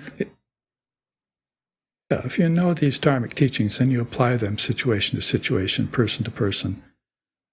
That's all given. Because when people do hear these ultimate truths, they're going to want to know, well, how does that work into my life? Or that's not going to work into my life. They might make that presumption. But yeah, you do have to take that highest truth and bring it down. Vivekananda said without diluting it. Very difficult to take the 4 yogas, for instance, which he calls the new religion of this age, by the way, and bring them down into life without diluting them. Because, people are going to turn Raja Yoga into Hatha. Pretty soon, people are thinking they can get enlightenment from positions or something, or that's all they do. And Shankara says in the Vivekachudamani, you will never get enlightenment through progeny, through asana, through breathing. Yet some of these might have to be done. It's not like you're Xing everything out of the equation, but you have to know what really will give you enlightenment, or what enlightenment is. The knowledge that all this is Brahman, and keeping current with that. If you fall out, it's no one to blame but yourself. There's no God judging you. There's no devil coming after you. It's all your own doing. I want to loop back to, I have a few questions that have come in that I want to ask, but I want to wrap up another thing we discussed a little earlier, which I was asking about direct versus progressive paths, and you said something like you prefer the direct because you don't sort of, your orientation is not one of ongoing growth, but more like I am that now, Growth. or something. Growth. Right? Okay, but if you look back at your relative life over the past decades, don't you feel like there has been all kinds of growth in relative dimensions, such as your knowledge, perhaps your emotions or your heart, and your degree of compassion, the clarity of your intellect, all kinds of things perhaps have grown or evolved over these years? No way. Really? No, it's all been unveiled. And that's different than growth. Just bingo, done. No, on growth and stages. It's been revealed. It's revelation. It's what has to happen when you take on a body-mind mechanism, because the light doesn't get into flesh very well, as the seers say. The flesh is, what is that? What's willing and something else is weak, The mind is willing and the spirit is willing, the flesh is weak or something. Yeah, so that's a fact you have to take into account, but you should never fall into the illusion that you're growing, because you are the Atman, and that doesn't grow. But I'm not alluding to the Atman. It's never born. I'm talking about Babaji Bob Kindler, who also has a relative personality as well as being the Atman, and who speaks and who thinks and who interacts with people. I mean, hasn't all of the spiritual life you've lived enhanced all those facets of your existence, of your... I don't think any of it would have been possible, or I couldn't have done what I have done if I hadn't have found my teacher and my path and realized that I am the Atman. The rest of it would have been a wasted life to me, thoroughly wasted. I mean, if you have a child and you put them up against the wall and you measure their growth and you say, oh, you grow, 6 inches this year or whatever, you must stay at the same time. Remember, your Atman never grows. This is how non-dual truth and it just gets put aside conveniently. So pretty soon it doesn't exist anymore. It's like the moon changing shapes at night, and people used to believe that there was a demon up there eating it, and that was a half moon. So Rahu, the demon, ate it. I don't know how it got back. Maybe he regurgitated it because it made him sick. That people actually just think of this as, because they thought that was real. That's how ignorance gets into the mind about being the body-mind mechanism and senses and objects and pleasures and various things. And they can't be taken at face value. They have to be prefaced. The one has to be before the zeros. And that's just a law of thumb, of right thinking, philosophy, right orientation, and proper religion, or else it'll become irreligion. We see so much of it. No, I'm good with all that. I'm just thinking that I could probably cite examples from Patanjali, and you could cite them better than I could, about stages of growth that the yogi undergoes. That, you're not a fully blossomed saint on day one or some such thing, that and even once the Atman is realized, and I've heard other Vedanta teachers say this, there's still plenty of room for refinement and Yeah, the refinement is for the mind and intellects, not for the Atman. Good. Well, I'm clear on that. Keep saying this. I'm clear on that. Yeah. Okay. Yeah. And I hope other people are too. So, they won't get argumentative intellect. Remember, one of those evolutes of Maya is Tarkika Buddhi, where you argue about everything you hear, but you must know that person you're talking to about spirituality, if he or she is a non-dualist, is coming from that standpoint only as the truth. Everything else has been put second to that. Yeah, I guess the reason I bring this up is that there have been so many examples of teachers who claim to have had some kind of spiritual awakening and to know the self and so on, and then they're found behaving reprehensibly. It creates all kinds of doubt and confusion and harm among their students. And so I'm kind of big on the notion of ongoing purification and refinement on the foundation of self-realization. Purification of the mind, intellect, senses, body. Yeah, all of those are, of course, part of sadhana. But, if you just have the idea that those are not the self, that's all that Nath is really asking. Nitya, anicca, vastu viveka. If you just have that as your first premise, and then get into relativity and life and all of that, you have a huge advantage there. Yeah, no, that's good. We're on the same page. Padmasambhava was quoted as saying, although my awareness is as vast as the sky, my attention to karma is as fine as a grain of barley flour. That's nice. Yeah. Good. I'll use that maybe. Let me throw in a few questions here that came in. And if we want to talk, if there's a particular topic that you want to be sure that we cover more than we have, let me know. I mean, don't just wait for me to ask the question. Like if you want to talk more about the guru-disciple relationship or anything else, we have about 20 minutes left, roughly in that amount. Yeah, fine. Stretching out has been nice. I could talk about this all day, I guarantee you. I wish I could find more souls who want to.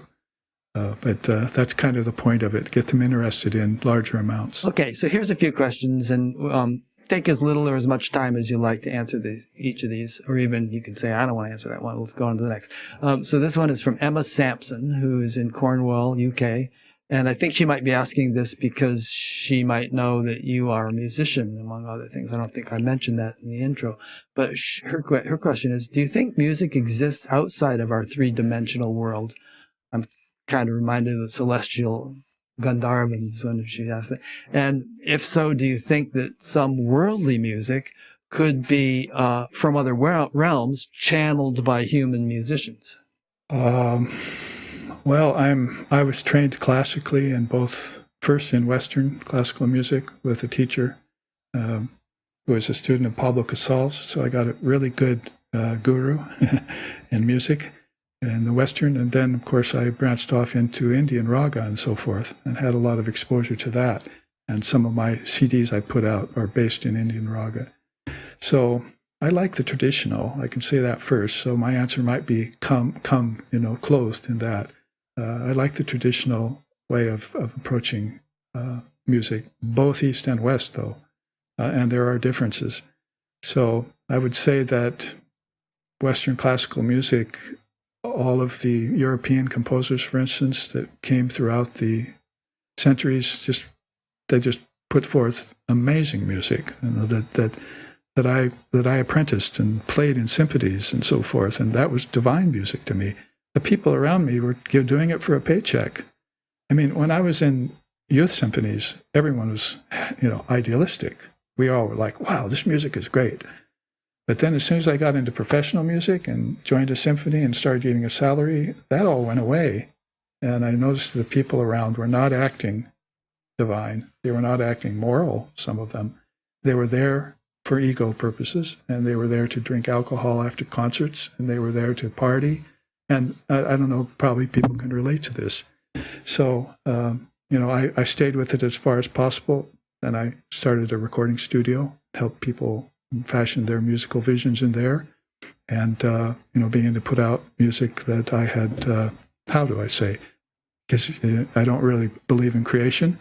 So I'd have to say this music just came to me from meditative moods. That's a kind of channeling that happens to people who don't become desensitized to music as the voice of the goddess. I mean, that's probably the best way I could put it. Saraswati is the goddess of music and wisdom. So, when I met people like Ali Akbar Khan and Ravi Shankar, we played with him, and various people in both East and West, a lot of famous artists in the Western categories. They had these ideals of the goddess of music, is who they were playing to. And so I think if you become a vehicle of hers, then you just naturally begin to manifest music of that kind. And if I don't know if the questioner, what she means by the three dimensions or by worldly music, but I've heard worldly music that I'm not at all impressed with. I wish it never had been made. And it's very gross, and the lyrics are bad. The music's not put together well. So I'm kind of a purist, I admit. Has to have some intelligence behind it, just like the philosophy, to be divine music to me. That's to me. So I don't know if that answers any of that questions, but I think that the three dimensions, if you're talking about in Hindu terms, if you're talking about the outer and the inner and the transcendent, that yes, this music can come from, like you were just mentioning, from the Gandharvas or from the Devas and Devis, who are also adept at divine sound. I think when a great teacher speaks, that's music. And, they used to sing the slokas, by the way. They would chant them, just like Gregorian. But Sanskrit, it was the same way. They would have two-tone or three-tone kinds of ways of teaching this to their children in a kind of a melodic form.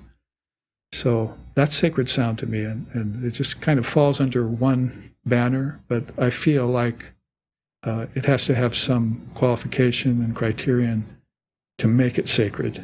Otherwise, I don't feel it in other sounds, other collections of sounds I've heard. What instrument did you play?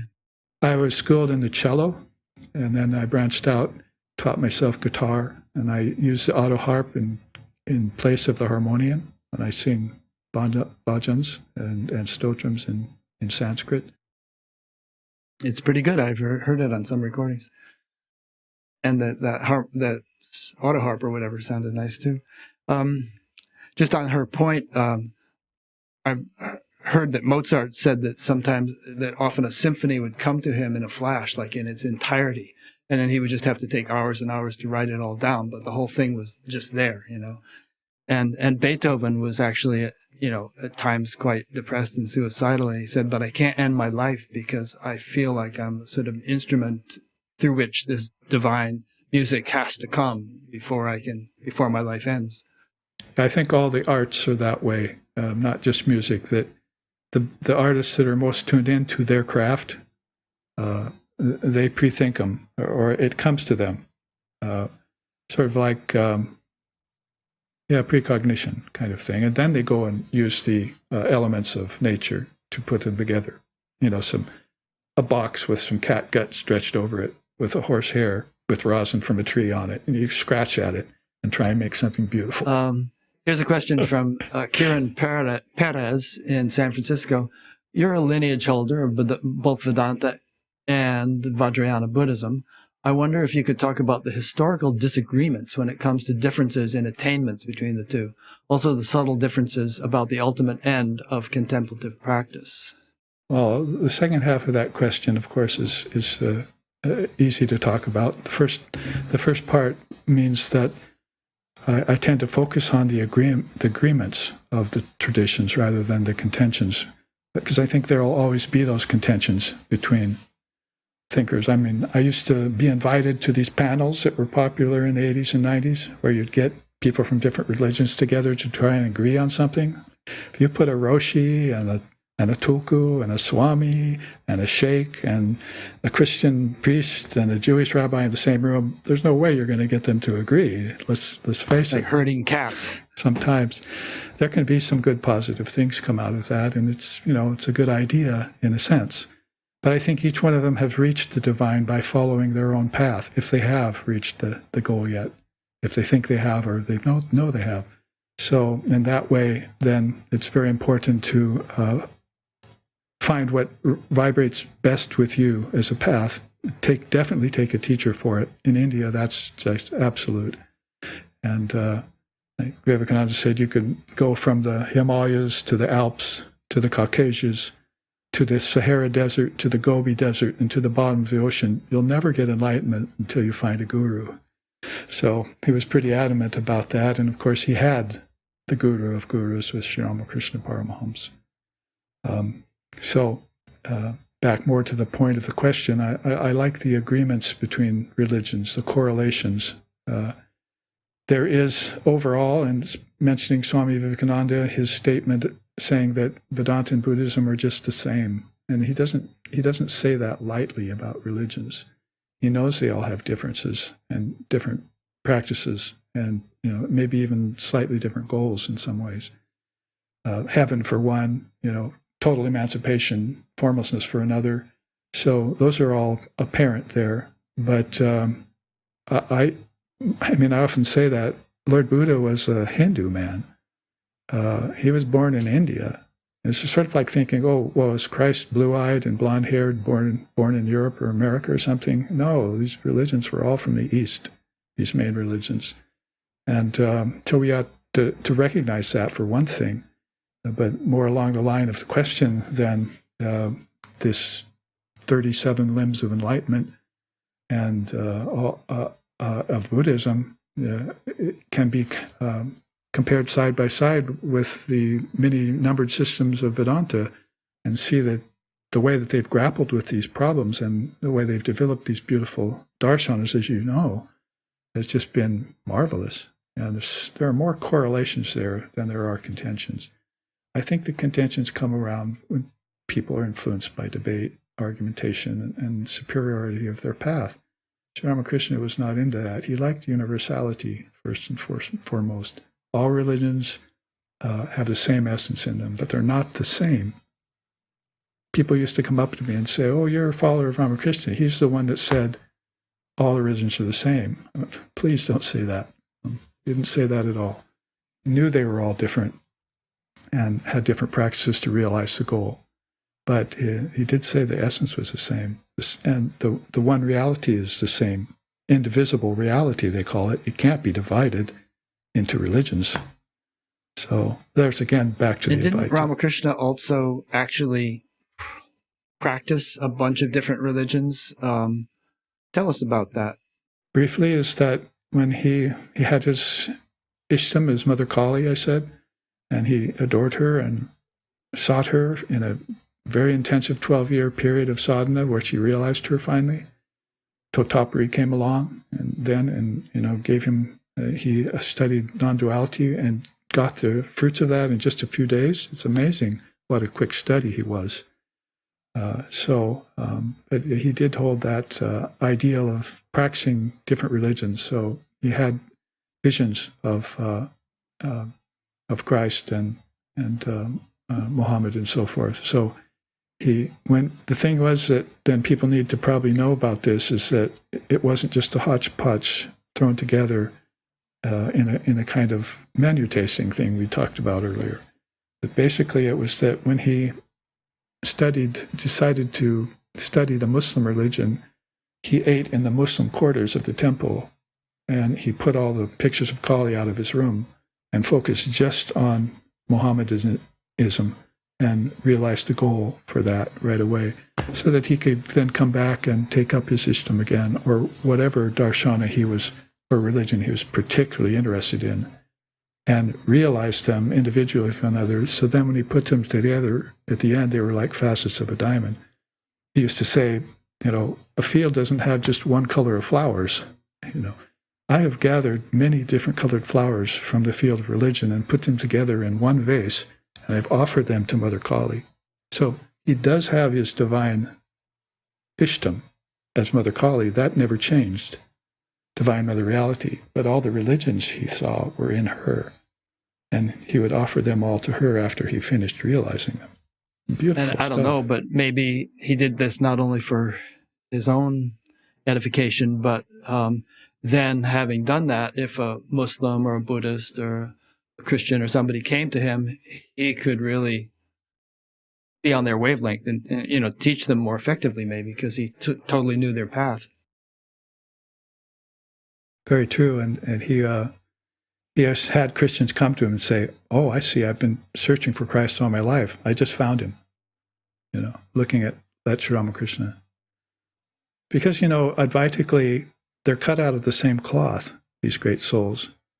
They may have different times they appear. They might have different features. They may have different colors of skin. But if they're Advaitically realized, which all these souls are, then they're cut out of one cloth. So that's the same being you're looking at, with just few outer characteristics have changed. You referred a few minutes ago to these interreligious gatherings where representatives of all the religions get together. I think if you could have a gathering like that, but it wasn't just these modern day folks, but it was Jesus, Krishna, Buddha, Muhammad, get them in a room together, I think it would be a different scene, It would sure be interesting, wouldn't it? For you Yeah, and I'd love I, to be in we'd that be on the edge of our seats. auditorium or audience or something. Okay, here's the pink elephant question. This is a little goofy sounding, but I think you can make something out of it. This is Mark Allen in Rochester, New York. Sit and breathe. Don't think about pink elephants. If I'm told not to think about pink elephants, all I'm going to do is think about pink elephants. What is watching the pink elephants? What are the pink elephants?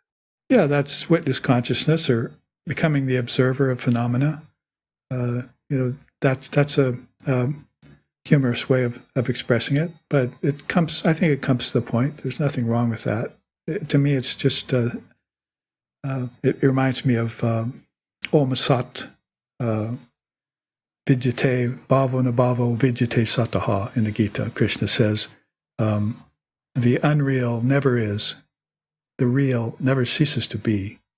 The truth about both has been realized by the seers.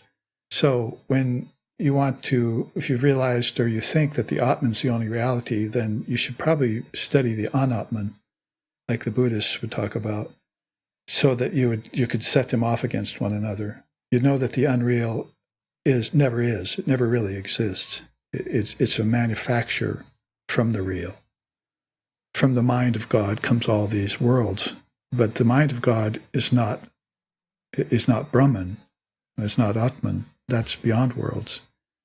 So if you know the difference between Sat and Asat, the real and the unreal, then it sounds a bit like knowing the difference between pink elephants and what's beyond them.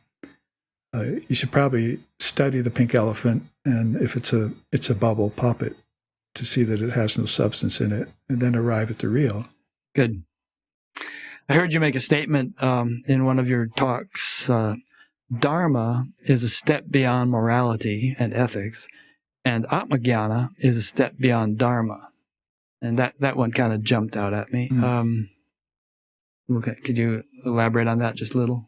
Well, definitely morality isn't, at least in this day and age, and probably in all the religions, it's really not satisfying us. It's not solving our problems. Anyone who believes that virtue and vice is real does not know the truth. So it's not just that vice is real, unreal. Virtue also is unreal. And if you think about vice, then you're going to have to think about virtue. And if you think about virtue, you're going to have to think about vice. This is called deluding pairs of opposites that always take the mind in circles, according to Krishna in the Gita. So in that way, then, you'll rise above these dualities and settle in on the non-dual truth, finally. Is a short answer. There was another question that Annapurna sent in to me. Annapurna is your student and helper, about the ceaseless debate. Does God exist? And then she said you would reply from the ancient seers, God is existence. Could we also parse that out a little bit and say that there's kind of a impersonal aspect of God, which might be Brahman or pure existence, and then a personal aspect of God, which might be Saguna Brahman, a little bit more manifest or lively aspect of Brahman? Very definitely. That's the advantage of studying the pre-Vedantic period. Vedanta came along, and it's been there all along, but the Vedas were kind of an early period of that. The Vedas broken into, two, basically, and then 4 sections through time, the Upanishads being the 4th. So in the early times, before the Upanishads were fully evolved as far as into scriptures that were at first not recited, not even written down, finally got written down. So you're talking about the pre-Vedantic period there, where people had this understanding that Brahman had form and it was beyond form as well. Nirguna means free of attributes, free of gunas, free of qualities, and Saguna means it's with them. So it was as time went on, pretty soon this idea of the real and the unreal came along, and the renunciation of the unreal, the monastic side of things, monism and so forth, came along. And that was, I think, in correlation with these dimming down of intelligence over yugas, pretty soon it wouldn't be enough just to walk away and say, I see Brahmins with form and also without form, and think that you knew that. But because of the increasing darkness of the evolution process into different yugas, the people who were taking bodies and coming in a wheel of their ancestors and so forth, with the animals and the plants and the elementals in between, the three worlds they call that. Because of that, then they started having to come up with these direct paths, the direct path again, right, which would be a sword that you could separate the wheat from the chaff with. I mean, that's Viveka in Jesus's mind, is how to separate the wheat from the chaff. And in Vedantic terms later, in Vedavyas and so forth, came out to that, the discrimination between the real and the unreal. And that would clarify people's minds. Patanjali's version of that, some 500 years earlier than Vedavyas, probably was this eight-limbed yoga by which you could transcend the ignorance of the mind. So these are all important steps and ways that we probably should look at as a whole package of Indian Dharma. And that's where morality leaves off and Dharma begins to attract. We saw this in the 60s and 70s with Tibetan Buddhism. That's why I got attracted to it too. Wow, these are teachings. These are great. This is different than what I heard coming from my culture, from my society, through my teens and into my early 20s. This has some substance to it. I was immediately attracted to it, and so were a lot of my friends and my you could call him my older spiritual guide, Lex Hickson, who was the founder of this SRV Foundation, sort of a mentor, spiritually speaking. So when we heard of those teachings, that we were on the road of Dharma. When we read the Gospel of Sri Ramakrishna, which is a marvelous book, it's like the Gita of this age, I think, then you find out the difference between Dharma and morality. Because Sri Ramakrishna, the great master, is surely showing you the difference between that. People setting their feet on the path of divine teachings that can immediately remove the ignorance from the mind so much more effectively than morality or ethics do, if they do at all. So I think we talked about purification. You can purify certain aspects of yourself with morality and ethics, but in India, I found, that you come into your life with those already. You come with them. You don't leave home without them. It's like, like I used to teach Vedanta in prisons. I never saw a Hindu in prison, but when I did, they were shamed, and their parents wouldn't talk with them anymore. It's like, you don't do this. You don't get caught in immorality. It's just not done. It's not in you. You don't arrive here on earth with evil, violence, and those kinds of tendencies. So you notice the difference in soul quality that way. If you spend enough time amongst them, and I spent time amongst the brahmacharis and the monks too, and that was even another level. That's where you found out what Atmagyan was so enticing about Atmagyan as compared to Dharma. Because Krishna says in the Gita, right, Dharma left unrealized, knowledge left unrealized can lead to harm. You don't want to leave knowledge unrealized. You want to take it to truth. If knowledge doesn't lead you to truth, then it will fall into negativity. I think that describes Western knowledge right now. Atom bombs, wars, weapons, hurting people. That's not done. It's just not done. It's not acceptable.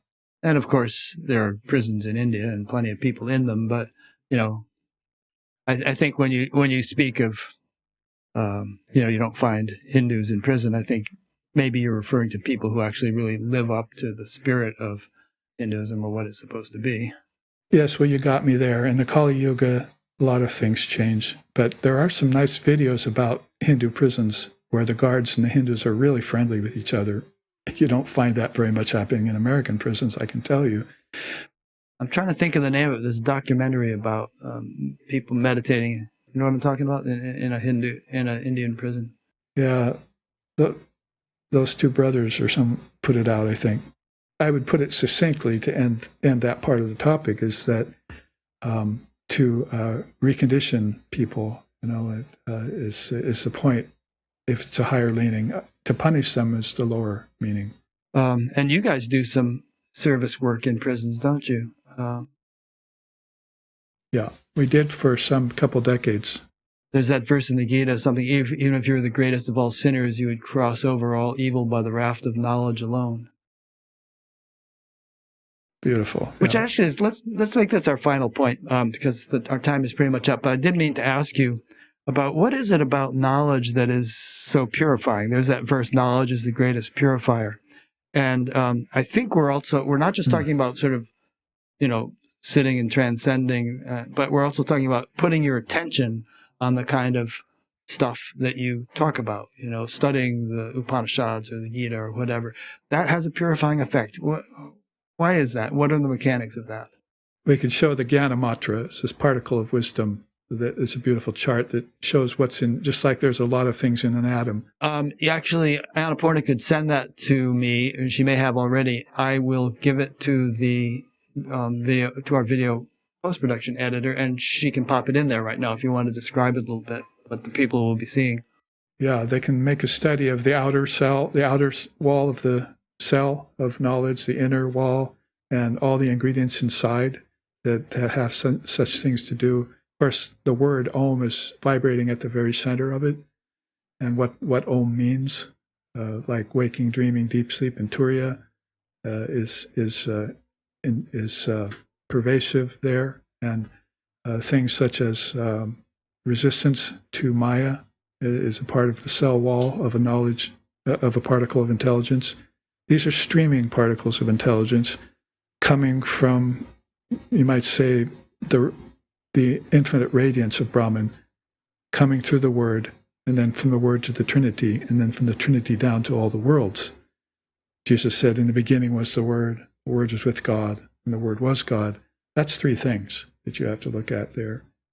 And so when the Word, which vibrates itself, by the way, the Tantras say, nobody strikes it, it's an unstruck sound. Those vibrations start off, then everything starts to burgeon and effloresce down till the vibrations get weaker and weaker. And here you find yourself on Earth with everything in a growth state. If you reverse that process, you'd find out that the objects out there are just your thoughts made concretized. And then you can meditate them back into their origins, right? That's evolution when you do, that's involution when you do that. It's evolved now. It was all a matter of my thoughts and my intelligence at different levels of vibration. Now I'm reversing the process inward in meditation. It's called dissolving the mind stream. We have a book on that too that explains the process. And you said Shine. There's a beautiful meditation in Buddhism I learned. It's called the Shine. It's called the burning pillar, and it does the same thing. That it starts with the centers, which we call chakras in Kundalini, and it begins to take the energy up them and destroy all the passions there with the different winds. Call it different vayus, forms of vayu, to purify the chakras.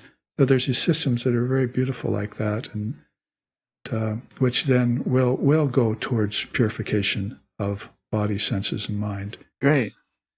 Well, as we've said earlier, we could probably do these every day and not run out of things to talk about. But an interview like this is kind of it's a sampling of who you are and what you have to teach. And you have students you've been teaching for many years, and you have ongoing courses of various kinds. I think you got something coming up in a few days, you mentioned. I'll just put a link on your page on Batgap to that page where all the courses and things are listed. And so, some people might catch the one that's coming up this weekend. Somebody might be listening to this 5 years from now. And so they can just follow that link and see what's available. Come take a Vedanta retreat in Hawaii next month if you like, here on the island. Yeah, thank you, Rick. That's well, you're very welcome, helpful. and thank you for your time. I've really enjoyed this whole week listening to your various talks, and all that stuff is also available, I think, on your website and on your YouTube channel. There's all kinds of interesting things to listen to, and I really enjoyed our time together today. Great, Rick. Thank you so much. It's been very beneficial, and I've learned a lot. Oh, really? He So. finally admits it. In a sense, yeah. That aspect of which can learn and grow. Yeah. It's helped unveil things for me. Okay. So thanks not only to you, but thanks to those who've been listening or watching. And this is an ongoing series, as you know. Next week, I'll be speaking with my old friend, Phil Goldberg. We've known each other for 50 years, and he wrote a book about, he wrote a biography of Yogananda. So we'll be talking about that and whatever other topics come up in the context of that. And we have an upcoming interviews page on Batgap, which you can look at to see who's scheduled. And there's a little calendar reminder thing that you can click on the right-hand side of each one, where you can have it, pop up a reminder in Gmail or Outlook or whatever you use to be, in case you'd like to tune into the live ones. So, yeah. All right. Thanks, Babaji. Thanks. Don't accept any pink elephants. And And thanks again to Annapurna for all her help. She's a great aid to your whole. Very definitely. All right. Namaste. Aloha. Namaste.